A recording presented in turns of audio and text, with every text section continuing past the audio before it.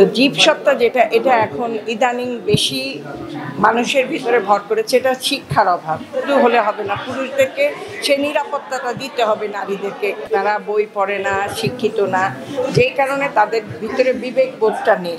আপু, নারী মানে হলো মা জাতির সাথে কেন এই কাজগুলো হচ্ছে? আপনার কি মনে হয়, আমরা কি প্রাকৃতিক শিক্ষাটা কি আমরা পাচ্ছি না নাকি?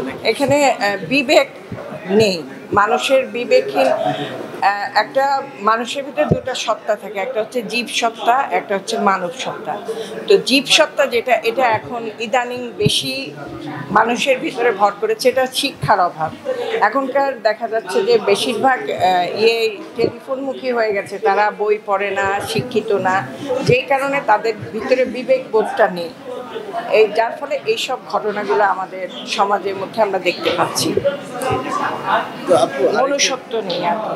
একটু বলবেন, এখানে কি আমাদের প্রশাসনের কোনো গাফিলতি দেখতে পাচ্ছেন কিনা? আপনার কাছে কি মনে হয় একজন নারী হিসেবে, যে আরো কোনো সক্রিয় থাকতে পারতো কিনা? না, প্রশাসন তো থাকবেই।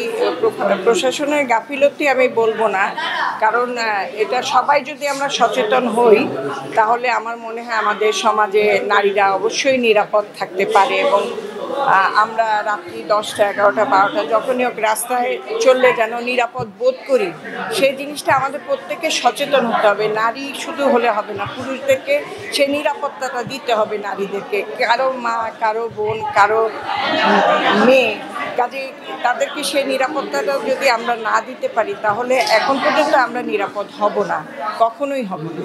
আপু, সামনে ঈদ নিয়ে পরিকল্পনা কি? ঈদে তো এখন আর ওই ছোটবেলা সেই এটা থাকে না। এখন বাচ্চা কাচ্চার ঈদটাই আমাদের কাছে মেন হয়ে দাঁড়ায় আর কি, প্রধান।